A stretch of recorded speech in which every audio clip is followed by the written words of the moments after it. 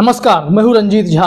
शरद पवार की पॉलिटिक्स को बीजेपी ने इस तरीके से बुनाने की कोशिश की, एक ऐसे नैरेटिव को गढ़ने की कोशिश की गई जिसमें यह संदेश जाए कि विपक्ष तो अब बिल्कुल कमजोर हो गया है क्योंकि शरद पवार ने अपना स्टैंड बदल लिया है। दरअसल शरद पवार गौतम अडानी के साथ अपने पुराने संबंधों के चलते एनडीटीवी पर जाकर एक इंटरव्यू देते हैं। इंटरव्यू में उनका यह कहना कि जेपीसी की मांग जायज नहीं है, सुप्रीम कोर्ट की समिति जो जांच समिति बनी है वो ज्यादा बढ़िया है, लेकिन जेपीसी से क्लियर नहीं होगा। और दूसरी तरफ शरद पवार के भतीजे अजित पवार ने भी ऐसी बातें कही हैं जिससे यह लगता है कि इन दोनों का झुकाव अडानी और फिर बीजेपी की तरफ है। इसको लेकर बीजेपी ने एक ऐसा माहौल तैयार किया जिसमें यह लगे कि राहुल गांधी अकेले पड़ गए, कांग्रेस अकेली है और विपक्ष उनका साथ नहीं देगा। बीजेपी अपनी इसे बड़ी जीत के तौर पर देख रही थी। दूसरी तरफ जो मामला हुआ कि शरद पवार के कह देने भर से गौतम अडानी को क्लीन चिट मिलने जैसा भी माहौल बनाया गया, लेकिन ऐसा कुछ भी नहीं है। राहुल गांधी के साथ दो ऐसे दिग्गज नेता खड़े हो गए हैं जिनके कहने का कुछ मतलब होता है, जिन्होंने एक ऐसा धाकड़ स्टैंड लिया है। उसके बाद भाजपाइयों की बोलती तो बंद है ही, और शरद पवार के स्टैंड को लेकर भी उन लोगों ने जो अपनी बातें रखी है वो शरद पवार के स्टैंड को एक झटके में खत्म कर देती है। हम बात कर रहे हैं कांग्रेस के दिग्गज नेता शशि थरूर और कपिल सिब्बल की। इन दोनों ने अपने अपने पॉइंट्स रखे हैं। जिस तरीके से शरद पवार ने रखे ठीक उसी तरीके से उनके स्टैंड थे, और दोनों की बातों ने यह बता दिया कि कांग्रेस को आप हल्के में ले रहे हैं।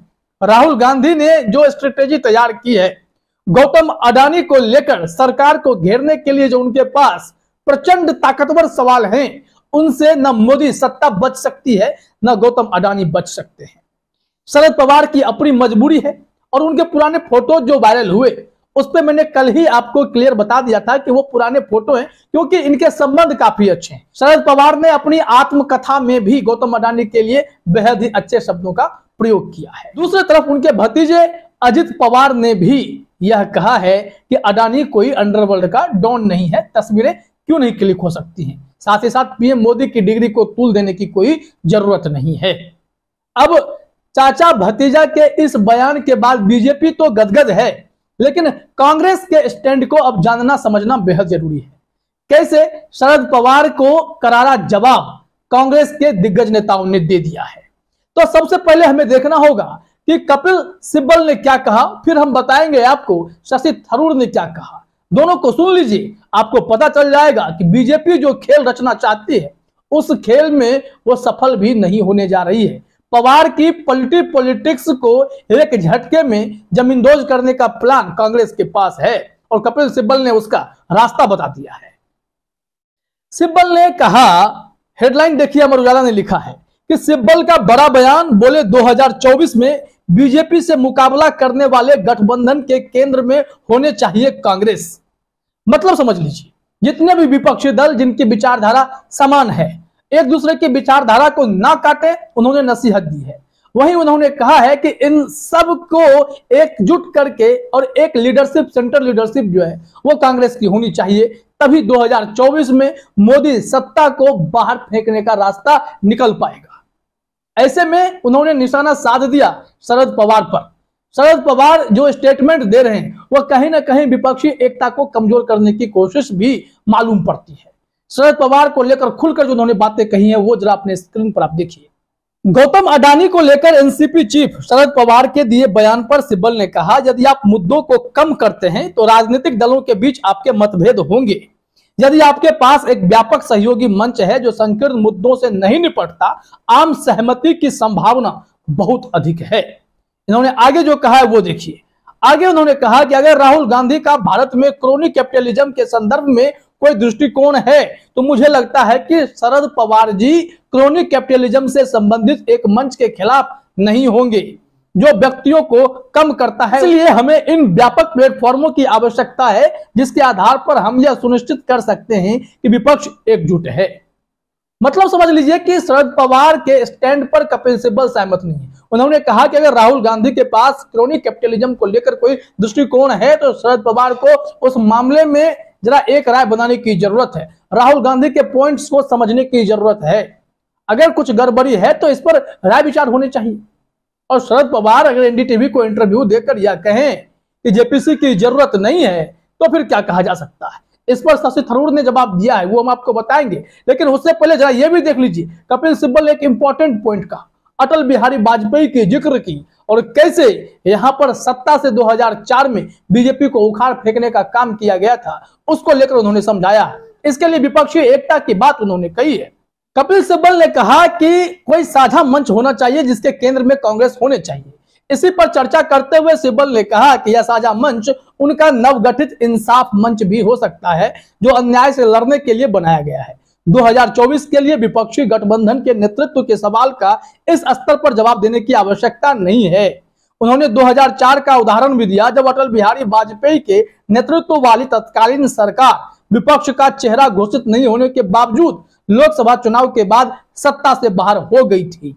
उन्होंने कहा सभी विपक्षी दलों को संवेदनशीलता के साथ साथ एक दूसरे की विचारधाराओं की आलोचना करने में सावधान रहना चाहिए। अगर ऐसा नहीं होगा तो फिर विपक्ष कमजोर होगा। और राहुल गांधी के पॉइंट्स ऑफ व्यू को अगर आप आलोचना के सहारे कमतर करने की कोशिश कर रहे हैं तो उसका असर बहुत ज्यादा बड़ा होगा। ऐसे में शरद पवार को उन्होंने एक मैसेज दिया है कि आपको साथ होना चाहिए था। जो मुद्दे हैं राहुल गांधी के, उन्हें आपको समझने चाहिए थे। उस मुद्दे पर ही सरकार को अगर घेरने की पूरी प्लानिंग बनाई गई है तो विपक्ष को उस रणनीति पर काम करने की जरूरत है।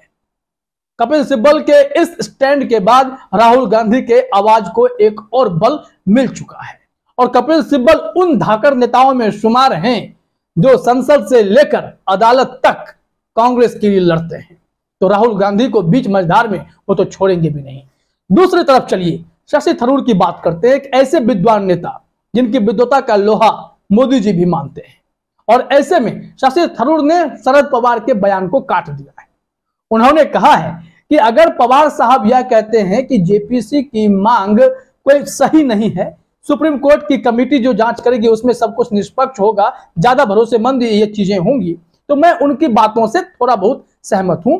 लॉजिकली अगर वो कह रहे हैं कि जेपीसी में 50% से अधिक जो संख्या होगी वो सत्ता पक्ष की होगी और विपक्ष के लोग कम होंगे, बावजूद इसके जितने भी लोग होंगे उनके पास यह अधिकार तो होगा कि वो अडानी से जुड़े मामले में कागज देख सके, जो फाइलें मंगवाना चाहते हैं मंगवा सके, अपनी राय रख सके, उनकी बातों को नजरअंदाज भी तो नहीं किया जाएगा। उन्होंने जो इंपॉर्टेंट बातें कही हैं वो जरा आप अपने स्क्रीन पर देखिए। एबीपी न्यूज ने शशि थरूर की बातों को प्रकाशित किया है। शशि थरूर ने कहा कि शरद पवार के लॉजिक को हम समझ लेते हैं। जेपीसी का नियम है कि जो रूलिंग पार्टी है उनकी जो मेजोरिटी है पार्लियामेंट में वो भी कमेटी में जाएगी। जेपीसी में 50% से ज्यादा लोग बीजेपी और एनडीए वाली पार्टी से होंगे, लेकिन फिर हम चाहते हैं कि जो विपक्ष की पार्टियां हैं वो सारे प्रश्न पूछ सकेंगी और जेपीसी के अधिकार से कोई जवाब भी मांग सकेंगे, कागज भी मांग सकेंगे, फाइल्स भी देख सकेंगे। इसलिए जेपीसी का जो अधिकार है हमारे लोग कह रहे हैं कि ये उपयोगी होगा। और अंत में आपको पता है कि अब तक सरकार जेपीसी के लिए तैयार नहीं है, लेकिन जो भी विषय पर पवार साहब अलग बोल रहे हैं, आप ये भी बात भूल जाइए कि पार्लियामेंट में हमारे साथ वो खड़े हैं। एनसीपी हमारे साथ आई थी जब संसद स्थगित हुई थी 6 तारीख को। हम लोग सभी 19-20 पार्टियां विजय चौक तक चले गए। एनसीपी हमारे साथ है, एनसीपी उनके साथ है। अगर मान लेते हैं सियासत है, शरद पवार की पॉलिटिक्स बदल सकती है, वो एक ऐसे नेता के तौर पर जाने जाते हैं जो किसी भी दल में अपने संबंध को खराब नहीं करते,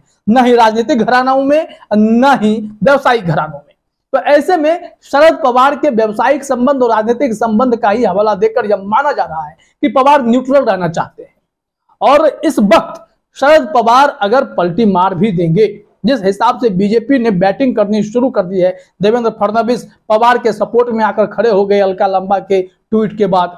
उस तस्वीर पर जो लांबा ने टिप्पणी की थी उसके बाद देवेंद्र फडणवीस निशाना साधने लगे और अजित पवार बीजेपी की तारीफ करने लगे, तो इसके मायने निकाले जाने लगे। क्या महाराष्ट्र में कुछ होने वाला है, महाराष्ट्र की सत्ता पलटने वाली है, तमाम तरीके के ऐसे सवाल हैं जो मन में उठने लगते हैं। लेकिन सबसे बड़ा पॉइंट इसमें यह है कि बीजेपी जो नैरेटिव गढ़ रही थी कि शरद पवार के स्टैंड अलग हो जाने से पूरे विपक्ष जो है धराशायी हो गई है, तो यह बहुत बड़ी भूल है। कांग्रेस अभी भी मजबूत है, इसमें कपिल सिब्बल, शशि थरूर जैसे नेता अगर स्टैंड लेकर खड़े हैं, खड़गे साहब हैं, सलमान खुर्शीद हैं, तमाम ऐसे बड़े बड़े नेता अगर उस मंच पर हैं, तो यह समझ लीजिए कि कांग्रेस कमजोर नहीं है। कांग्रेस इस बार अपना रास्ता बना चुकी है और राहुल गांधी जिस पॉइंट को लेकर मोदी सत्ता को घेर रहे हैं, सवाल पूछ रहे हैं, वो कहीं से भी कमजोर नहीं है। इसका जवाब लेने का दबाव इन्हें चुनाव तक भी ले जाएगा और यहीं से एक अलग रास्ता आपको 2024 का दिखाई पड़ेगा। बीच में विधानसभा चुनाव है,